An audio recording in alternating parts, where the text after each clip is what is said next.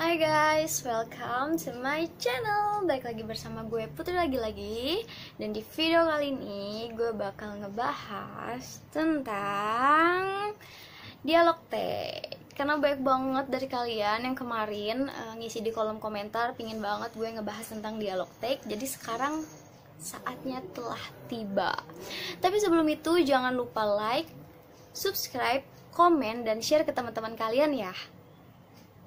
Pertama tentang dialog tag dulu nih. Pasti ada yang belum tahu dialog tag itu apa sih gitu.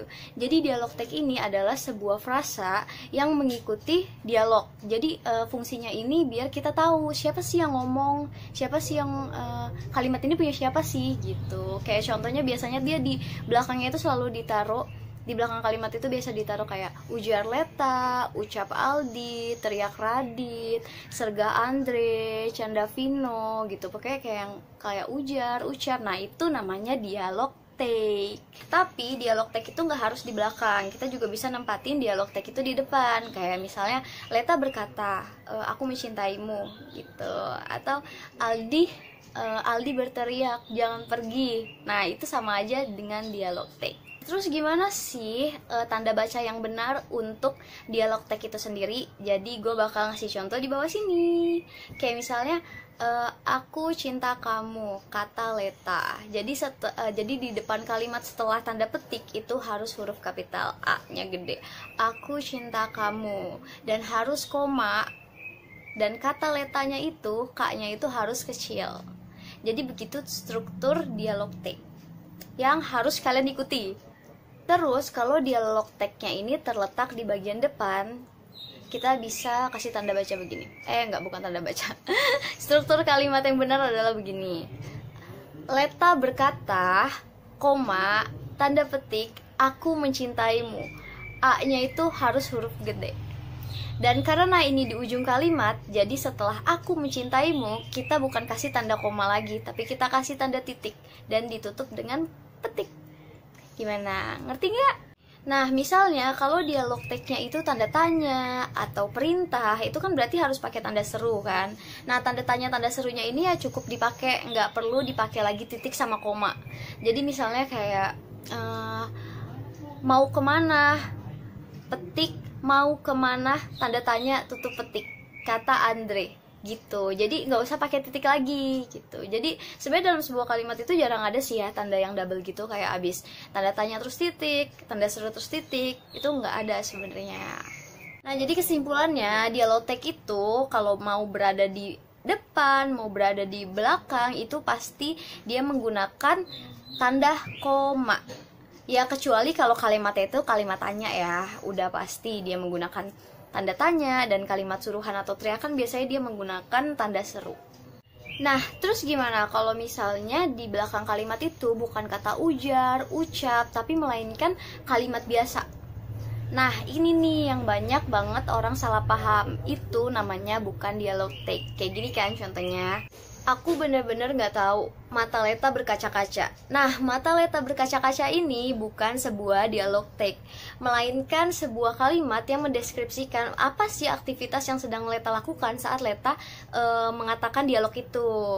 Jadi itu bukan dialog tag ya, dan kita bisa akhiri dialognya itu dengan titik, tanda petik, dan kalimat penjelasan aktivitas Leta ini harus depannya itu huruf kapital. Kayak gini contohnya.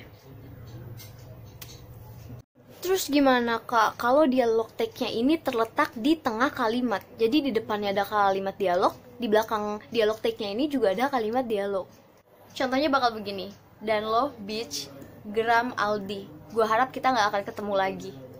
Jadi setelah bitch itu bitch nanamis lo kayak gitu. Jadi setelah kata bitch itu koma, terus tanda petik. Nah, geram Aldinya ini seperti biasa dialog tag yang seharusnya ya itu pasti huruf G-nya itu kecil. Dan karena ini masih dalam satu rangkaian kalimat, kita nggak bisa menutup geram Aldinya ini dengan titik, melainkan koma, karena ini masih satu rangkaian kalimat. Dan karena masih satu rangkaian kalimat, setelah koma, tanda petik, kita ngejutin kalimat semoga kita nggak ketemu laginya itu depannya pasti huruf kecil lagi, dan di akhirnya pasti titik dan tanda petik. Gimana, ngerti nggak? Ngerti ngerti dong. Kalian harus ngerti. Nah, beda cerita kalau misalnya setelah dialog take itu ada kalimat deskripsi aktivitas dan abis itu dialog take lagi. Jadi kita bisa menggunakan formula pertama dialog take biasa. Nah, setelah itu kalimat deskriptif aktivitasnya itu ya kayak biasa aja. Huruf depannya besar, terus diakhiri dengan titik, dan setelah itu dialog take lagi. Nah, itu pakai dialog take yang biasa lagi. Tanda petik, abis itu huruf kapital. Terus dialognya, abis itu kalau misalnya masih ada mau disertakan dialog take lagi, misalnya kata Aldi, itu berarti pakai koma lagi, terus tanda petik, terus kata Aldinya K-nya gede, terus jangan lupa ditutup dengan titik, ngerti nggak? Kalau enggak contohnya ada di sini. Terus ini juga pertanyaan yang sering banget kalian tanyain ke gue, Kak, aku bosen banget, aku tuh makanya selalu ujar, ucap, gimana dong Kak, aku nggak tahu lagi nih dialog take itu apa aja. Nah, sebenarnya kuncinya itu kalian harus rajin membaca, karena kalau kalian banyak baca buku, kalian juga bakal menemukan macam-macam dialog take yang bervariasi gitu. Tapi kalau misalnya kalian udah kepepet banget, kalian pengen nulis nih sekarang juga, ini gue bakal ngasih beberapa macam dialog take. Yang pertama kayak pasti kalian udah tahu kan, ada ujar, ucap, kata, ungkap, tandas, tanya, sapa, panggil, pungkas, tegas, ajak, pinta, sahut, jawab, balas, sela, tukas, potong, sindir, ejek, hina, cela, murka, serga, raung, jerit, teriak, bisik, gumam, lirih. Oh, banyak banget kan. Kayak nanti gue bakal tulis aja di bawah sini ya. Jadi buat dialog take kayaknya udah cukup jelas gue ngejelasinnya. Kalaupun kalian masih belum jelas juga, atau ada yang masih kalian ingin tanyain ke gue, kalian bisa nulis komen di kolom komentar, dan nanti pasti bakal gue jawabin satu-satu. Terus juga jangan lupa share ke teman-teman kalian ya yang lagi nulis, biar mereka makin semangat. Karena gue lihat-lihat emang banyak banget yang putus asa ketika mereka udah nulis di tengah jalan terus nggak bisa ngelanjutinnya. Itu sebenarnya yang kalian butuhin itu bukan ilmu, bukan ide, tapi semangat. Jadi sering-sering nyemangatin teman kalian.